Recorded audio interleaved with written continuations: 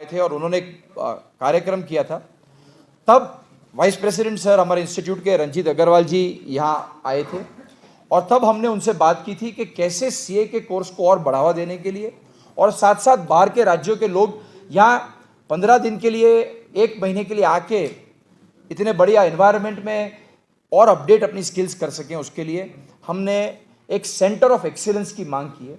और मुझे आप सबको बताने के लिए बहुत गर्व होता है कि हमारी इंस्टीट्यूट ने तो इसे इन प्रिंसिपल अप्रूव कर दिया है और हम अब यहाँ के लेफ्टिनेंट गवर्नर साहब और उनके थ्रू यहाँ के डिपार्टमेंट के माध्यम से एक जगह लेने जा रहे हैं और इस जगह पे हम एक सेंटर ऑफ एक्सीलेंस बनाएंगे जहाँ रेसिडेंशियल फैसिलिटी होगी, जहाँ क्लासरूम्स होंगे और हमारे चार्टर्ड अकाउंटेंट के स्टूडेंट्स जो सीए कर रहे हैं उनके ट्रेनिंग और आगे जाके चार्टर्ड अकाउंटेंट बन चुके हैं उनकी अपडेशन के लिए भी एक सेंटर ऑफ एक्सीलेंस की स्थापना हम यहाँ करने का सोच रहे हैं और उसके लिए हम आगे बढ़ चुके हैं।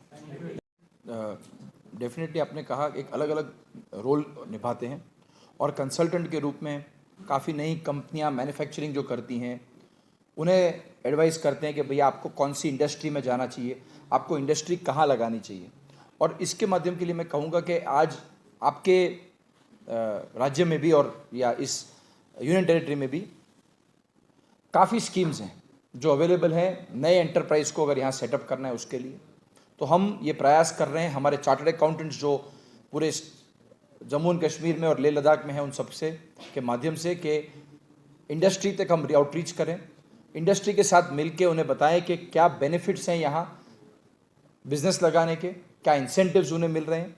और ऑफ कोर्स जीएसटी जो नया आज हम इस साल जीएसटी को 6 या 7 साल पूरे होने जा रहे हैं, तब जीएसटी के कारण भी कितना बड़ा बेनिफिट मिला है बिजनेसेस को वो हम बताते हैं। तो मैं ऐसा मानता हूं कि चार्टर्ड अकाउंटेंट्स हम जो इंस्टीट्यूट के माध्यम से अवेयरनेस करते हैं और हमारे चार्टर्ड अकाउंटेंट जो प्राइवेट प्रैक्टिस में अपने क्लाइंट्स को ये सलाह देते हैं, मैं ज़रूर मानता हूं कि उसके कारण यहाँ इकोनॉमिक एक्टिविटी बढ़ेगी। टूरिज़्म तो सबसे बड़ा इंडस्ट्री है ही, साथ साथ और कौन से मैन्युफैक्चरिंग की कंपनियां आ सके जिससे इकोनॉमिक ग्रोथ भी हो और एम्प्लॉयमेंट की अपॉर्चुनिटी यहाँ के यूथ को मिल सके, उसके लिए भी हम काम कर रहे हैं। आपको लग रहा है कि यहाँ पे लोगों को पता नहीं है अवेयरनेस की बहुत ज़्यादा ज़रूरत है यहाँ के लोगों में और बाकी के राज्यों में कि आप यहाँ आके भी अगर आप यूनिट लगाते हैं या यहाँ आके आप कोई इंडस्ट्री लगाते हैं तो उससे आपको भी क्या बेनिफिट हो रहा है और यहाँ के पॉपुलेशन को भी क्या बेनिफिट होगा। तो उसके अवेयरनेस के लिए भी हम पूरा काम कर रहे हैं। Thank you. कोर्स मैं सिर्फ आप सबके बेनिफिट के लिए बता सकूं कौन चार्टर्ड अकाउंटेंसी कर सकता है। तो आज 10वीं स्टैंडर्ड के बाद आप फाउंडेशन के लिए रजिस्टर कर सकते हैं। यानी समझिए कोई भी विद्यार्थी है जो कॉमर्स पढ़ रहा है 11वीं और 12वीं कक्षा में, वो चार्टर्ड अकाउंटेंसी के लिए रजिस्टर करता है। उसकी 12वीं की परीक्षा होने के बाद हम फाउंडेशन की एग्जाम साल में अब 2 बार कंडक्ट करते हैं, जून में और दिसंबर में। तो मान लीजिए कि वो अगले साल मार्च में उसकी 12वीं की परीक्षा खत्म करता है, तो वो जून की परीक्षा में और दिसंबर की परीक्षा के लिए अप्लाई कर सकता है। वो उसकी तैयारी करे, उसका सारा स्टडी मटेरियल हम उसे प्रोवाइड करते हैं और उसे कहीं नहीं जाना है, वो बुक्स उसके घर पे हम डिलीवर करते हैं। साथ साथ तैयारी करने के लिए वीडियो लेक्चर्स हमारा board of studies free of cost provide करता है, तो वो पूरा कोर्स समझ सकता है और फाउंडेशन की परीक्षा देगा। फाउंडेशन करने के बाद हमारे 2 और लेवल है, इंटरमीडिएट और फाइनल।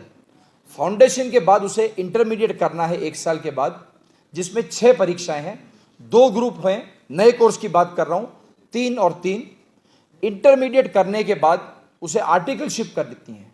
आर्टिकलशिप यानी जिसे आप सब इंटर्नशिप के नाम से जानते हैं, 2 साल एक सीए के अंडर उसे काम करना है, वहाँ उसे प्रैक्टिकल ट्रेनिंग लेनी है। 4 सब्जेक्ट्स हैं जो सेल्फ पेस्ड मॉड्यूल ऑनलाइन माध्यम से उसे सीखने हैं, उसकी परीक्षा भी उसे ऑनलाइन देनी है।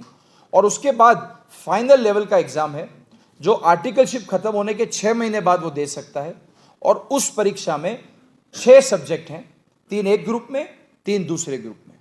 तो ये देखते हुए 4 साढ़े 4 साल में 12वीं कक्षा के बाद वो चार्टर्ड अकाउंटेंसी कर सकता है और चार्टर्ड अकाउंटेंसी करने के साथ साथ वो बैचलर यानी बीकॉम या किसी और अंडर ग्रेजुएट का कोर्स भी कर सकता है।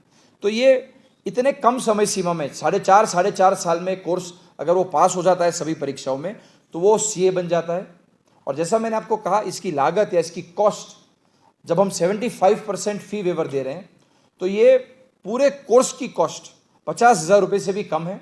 और 2 साल की आर्टिकलशिप में उसे जब इंटर्नशिप में उसको स्टाइपेंड मिलता है तो आप मान के चलिए कि पूरा कोर्स लगभग उसे कॉस्ट फ्री हो जाता है। और इमीडिएटली ऑन क्वालिफाइंग हम उनका एक कैंपस प्लेसमेंट करते हैं। और आज कैंपस में अंदाजे से 10 से 12 लाख का starting salary average chartered accountants को मिल रहा है। तो 10 लाख 12 लाख की सैलरी से उसे नौकरी मिल सकती है। वो चाहे तो जॉब कर सकता है बैंक्स में, अकाउंटिंग फर्म्स में, फाइनेंशियल इंस्टीट्यूशंस में, अलग अलग जगहों पे उनके लिए अपॉर्चुनिटीज़ है।